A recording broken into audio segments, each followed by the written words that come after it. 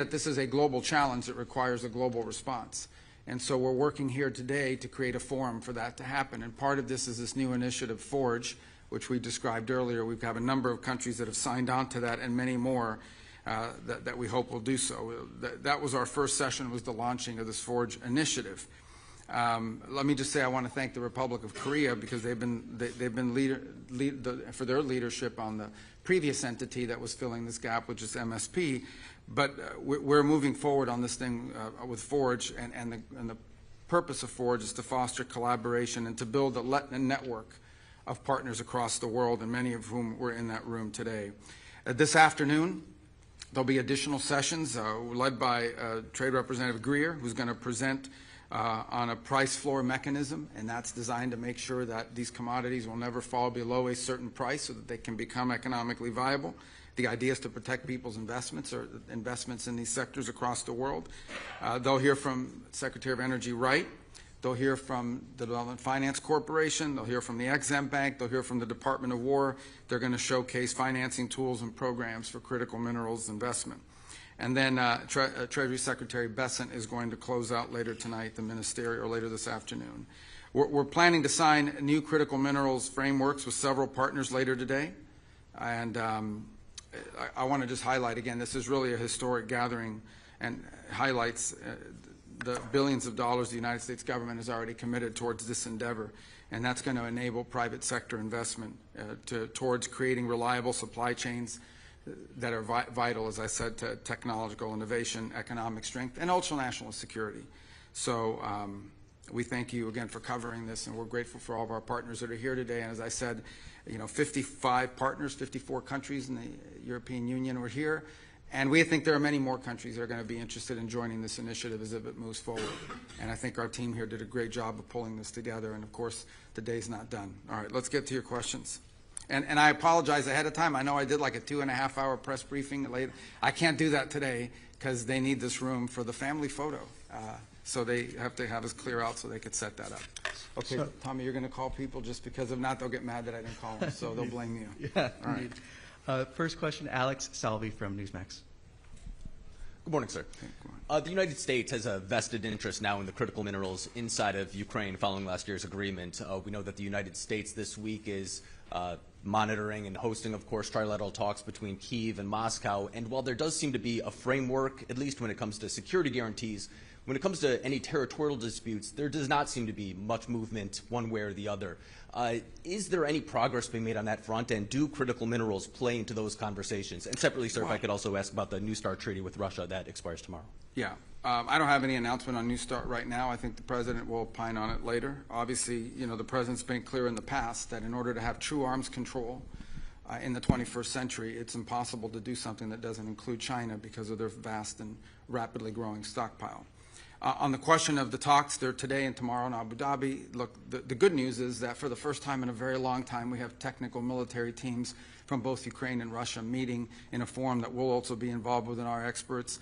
Steve Woodcock and Jared Kushner will also be attending for part of that, and we think that's important. And look, I don't want to say talks alone are progress, but it's good that there's engagement going on. I would also caution everyone that on things like this, because there's a lot of sensitivities involved in it, progress is probably not going to be known, even via leaks, until we really have a breakthrough. Our goal is to remain committed. We've committed a year to this. We think we've made real progress. If you look at the checklist of open items that existed at this time last year and the checklist of open items that remain now in terms of reaching a peace agreement between Ukraine and Russia, that list has been substantially diminished. That's the good news. The bad news is that the items that remain are the most difficult ones. And meanwhile, the war continues. So all I can say in that regard is that we are investing at a very high level a substantial amount of time and energy to this endeavor. We are going to continue to do everything we can to see if there's a breakthrough. And one of the things to understand about ending armed conflicts is oftentimes it looks totally hopeless until you have this breakthrough that sometimes is unforeseen. That was certainly the experience with Gaza, where a lot of people thought that was a hopeless situation, but we kept pushing and pushing, and then circumstances aligned and made it possible. And obviously, that's what we're going to endeavor to do here as well. As far as critical minerals are concerned, look, that's a part of economic prosperity for Ukraine and its future. This war will end at some point, and when it does, Ukraine needs to be able to harness all of the resources of their country to be able to rebuild it. Ukraine has tremendous economic potential. It is a country that could probably double its GDP in the next decade with the right economic moves, and we certainly think that is a part of an enduring peace. And so a lot of work and thinking has gone into that ahead of time, and so that hopefully it will be able to be actioned on as soon as the war comes to a conclusion. Our next question will be from Julio Iriart from La Nación. Good morning, Secretary. Specifically, what role can Argentina play in this agreement on critical minerals? And also I would like to ask if U.S. is in talks with Argentina for send their immigrants deported from third countries. Thank you so much.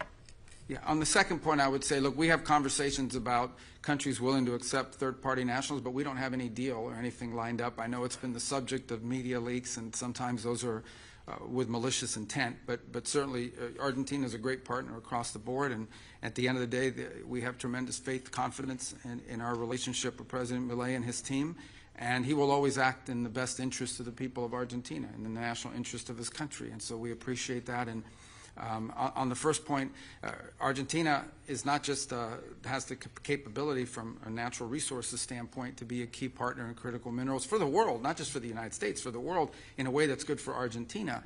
It also has expertise in processing, and which I think is also going to be critically important. So both because of geology, meaning their geographic location, and their expertise, they've already taken tremendous steps, and they were one of our featured speakers in session one. And Foreign Minister Quirno was there because of Argentina's one of the global leaders in this regard. So both because of the resources available and because of the ability to invest and the expertise they have in the processing, I think Argentina is going to be a key partner for the world, not just for the United States, and certainly being located in the Western Hemisphere is of strategic value, both to Argentina but obviously to the United States as well. Our next question will be from Elizabeth Hagedorn from Al Monitor.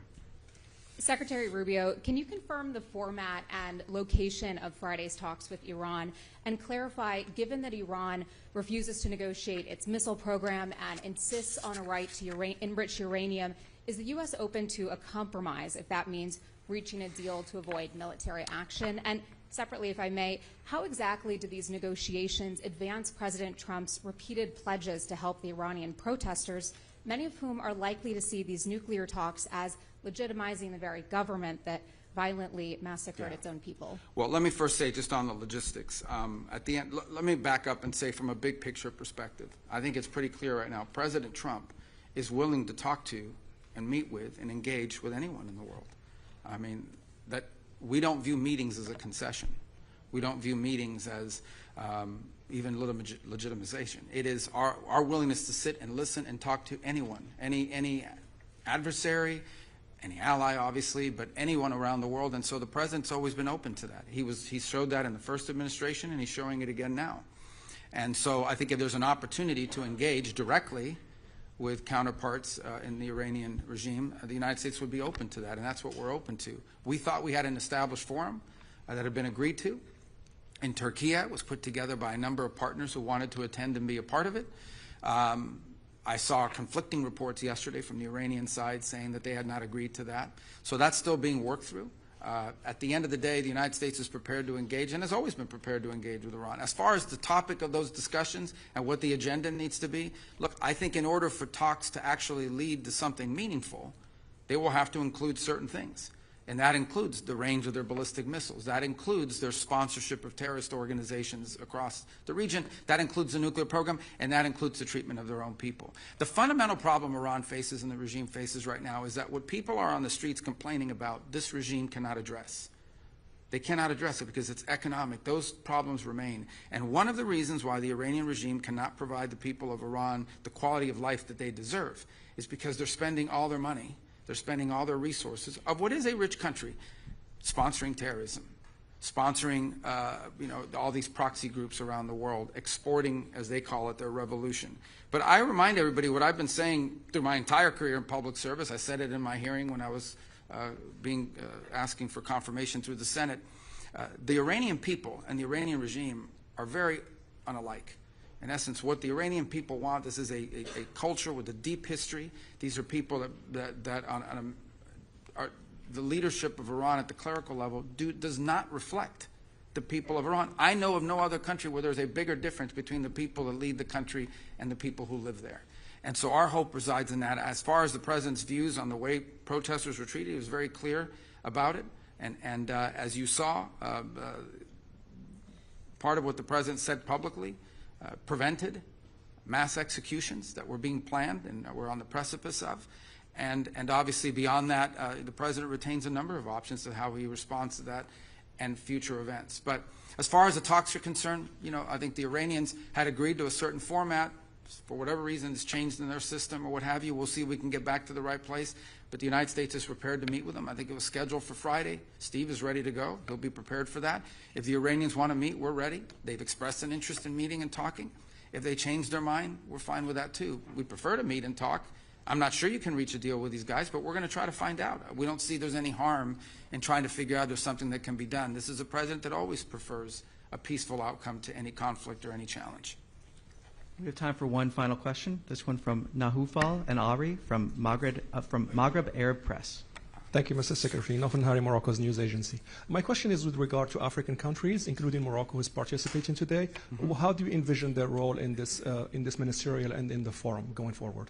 Well, again, it's the same. First of all, this, as I've highlighted before, this is an American initiative to bring people together. We want to serve as the convener, but this is a global challenge. There is not a country in the world that doesn't face this challenge of critical mineral supply chains, just from the perspective of trying to grow economically. Okay? Everybody wants to be an AI.